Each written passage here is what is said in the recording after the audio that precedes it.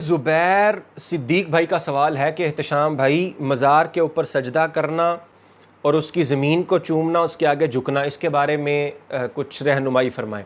तो देखें ज़ुबैर भाई, सजदे की दो किस्में होती हैं, एक है सजदा तअब्बुदी और एक है सजदा ताज़ीमी।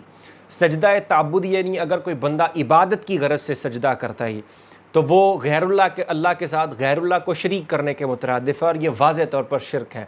और अगर कोई बंदा सजदा ताज़ीमी करता है तो उसका सजदा ताज़ीमी करना ये भी हराम है। अलबत्ता इस बंदे को हम मुशरिक नहीं कहेंगे, बल्कि उसने ये कुफ़र वाला काम किया है और उसके ऊपर तौबा लाजिम है। इस पर आला हज़रत फ़ाज़िल बरेलवी रहमतुल्लाह अलैह ने बाकायदा तौर पर एक रिसाला लिखा है जिसका नाम है अज़्ज़ुब्दतुज़्ज़किया लित्तहरीम सुजूद तहिया। के अंदर आपने मुतअद्दिद आयात मुबारका और 40 अहादीस मुबारका और बेशुमार नसूस फ़क़िया से इस्तिदलाल करते हुए इस बात को साबित किया है कि सजदा करना ख़्वाह वो तअब्बुदी हो ख़्वाह वो ताज़ीमी हो, ये नाजायज़ और हराम है। सजदा तअब्बुदी करने वाला मुशरिक हो जाता है। इस सिलसिले में आपने हज़रत सलमान फ़ारसी रज़ियल्लाहु ताला अन्हु का वाक़या ज़िक्र किया है कि उन्होंने हुज़ूर सल्लल्लाहु अलैहि वसल्लम को सजदा करना चाहा तो आपने फ़रमाया किसी मखलूक के लिए जायज़ नहीं कि वो किसी मखलूक को सजदा करे मा सिवाय अल्लाह वहदहू ला शरीक के। अल्लाह हज़रत फरमाते हैं गैर खुदा को सजदा इबादत करना ये शिरक है और सजदा ताज़ीमी करना ये शिरक नहीं है मगर हराम और गुनाह कबीरा है। और हमने अपने फतावा में इसकी तहरीम पर 40 हदीसें और नसूस फ़क़ीहा की गिनती नहीं उन्हें पेश किया। हर फतावा अज़ीज़िया में इसकी हुर्मत के ऊपर इजमा है। ये आपने फतावा रज़विया जिल्द नंबर 22 सफ़ा नंबर 565 के ऊपर फरमाया। इसके बाद फिर जो ज़मीन को बोसा देना है, जहाँ पर आलिम बैठता है तो उसके आगे जो ज़मीन होती है उसको, तो आला हज़रत फ़ाज़िल बरेलवी रहमतुल्लाह अलैह से सवाल किया गया तो आपने फरमाया कि ये फ़ेल हराम है, लिहाजा ये फ़ेल करने वाला और इससे खुश होने वाला दोनों गुनाहगार हैं, इसलिए कि ये काम बुतों की इबादत से मुशाबत रखता है। अब सवाल ये है कि कैसा करने वाला काफिर हो जाएगा?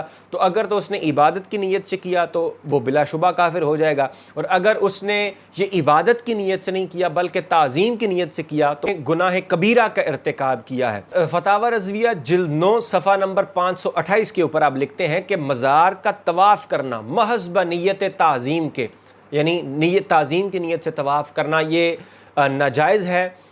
ताज़ीम बित तवाफ़ मखसूस बखाना काबा है, यानी अगर आपने तवाफ़ करना है तो सिर्फ़ खाना काबा का कर सकते हैं, और मज़ार को बोसा देना ना चाहिए। उलमा इसमें मुख्तलिफ हैं और बचना बेहतर, और इसी में ज़्यादा अदब है। फिर आप एक और मुकाम के ऊपर फतावा रज़विया जिल्द 22 सफ़ा नंबर 328 के ऊपर फरमाते हैं कि बिलाशुबा गैर खाना काबा का तवाफ़ ताज़ीमी करना यह नाजायज़ है, और गैर खुदा को सजदा करना हमारी शरीयत में हराम है, और बोसा देना इसमें उलमा का इख्तिलाफ है और अहवत मना है।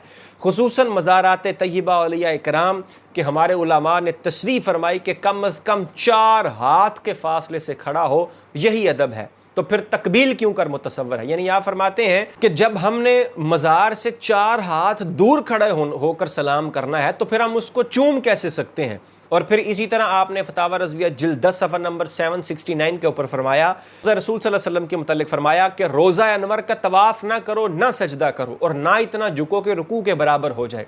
हुज़ूर अकरम सल्लल्लाहु अलैहि वसल्लम की ताज़ीम उनकी इताअत में है, यानी अगर आपने ताज़ीम करनी ही है तो आप उनकी इताअत करें, और इसी इताअत के अंदर हुज़ूर सल्लल्लाहु अलैहि वसल्लम की ताज़ीम है। तो इसीलिए मज़ार के ऊपर झुकना इतना कि रुकू की हद से ज़्यादा हो जाए, मज़ार को बोसा देना इस पर भी उलमा के इख्तिलाफ, और बेहतर ये है कि ना चूमा जाए बल्कि 4 हाथ दूर खड़े होकर सलाम किया जाए। और मज़ार का तवाफ़ करना, मज़ार पर सजदा करना ये नाजायज़ काम है और ये गुनाह कबीरा के अंदर आएंगे, और अगर इनको इबादत समझ कर किया तो बिलाशुबा ये कुफ्र होगा। फिर इसी तरह आपने फतावा रज़विया जिल्द 22 सफ़ा नंबर 451 और 452 के ऊपर तफसील के साथ बयान किया है, कब्र के सामने नमाज भी नहीं पढ़ सकते, यानी कब्र के सामने आप नमाज भी पढ़ेंगे तो उससे यही होगा कि जैसे कब्र को सजदा किया जा रहा है, लिहाजा इससे भी आपने मना फरमाया है। इसी तरह आपने कब्रों के ऊपर चिराग जलाना, मोमबत्ती जलाना, इसके बारे में आप फरमाते हैं फतावा रज़विया जिल्द 9 सफ़ा नंबर 491 के ऊपर, कहते हैं कि कब्रों की तरफ शमा ले जाना बिदअत और माल का ज़िया है। ऊद लोबान वगैरह कोई चीज़ रख कर नफ्से कब्र के ऊपर जलाने से एहतराज़ करना चाहिए, क्योंकि ये माल का ज़िया है। और आला हज़रत इस अमर की दलील में एक हदीस मुबारक को नकल करते हैं कि रसूलुल्लाह सल्लल्लाहु अलैहि वसल्लम ने कब्रों पर जाने वाली औरतों और कब्रों पर मस्जिदें बनाने वालों और चिराग रखने वालों के ऊपर लानत फरमाई। ये हदीस मुबारक तिरमिज़ी के अंदर मौजूद है। इस हदीस की तशरीह के अंदर आप फरमाते हैं ये लानत उन लोगों पर है जो बगैर किसी फ़ायदा के कब्रों पर चिराग जलाते हैं, वरना अगर कब्र के पास चिराग इसलिए रोशन करे कि वहाँ पर आने जाने वालों के लिए रोशनी हो, या वहाँ बैठकर कोई कुरान पढ़ना चाहे, कुरान की तिलावत करना चाहे, तो इस सूरत में मना नहीं है।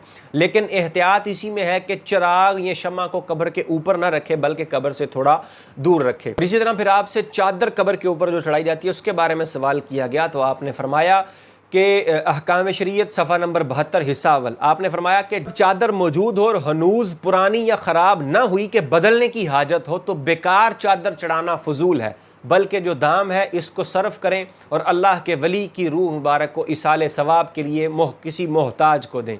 तो अलामा गुलाम रसूल सईदी रहमहुल्लाह, अलामा नाबलसी, अलामा इस्माइल हकी, अलामा शामी और अलामा याफ़ई ने मज़ारात के ऊपर चादर चढ़ाने को जायज़ करार दिया है। अलबत्ता इसके अंदर एतदाली नहीं कर सकते, यानी गुलूफ से काम नहीं ले सकते कि बहुत ज़्यादा मज़ारात के ऊपर इतनी ज़्यादा चादरें चढ़ा दी जाएं तो उनका मज़ार वाले को किसी किस्म का कोई फ़ायदा नहीं होता।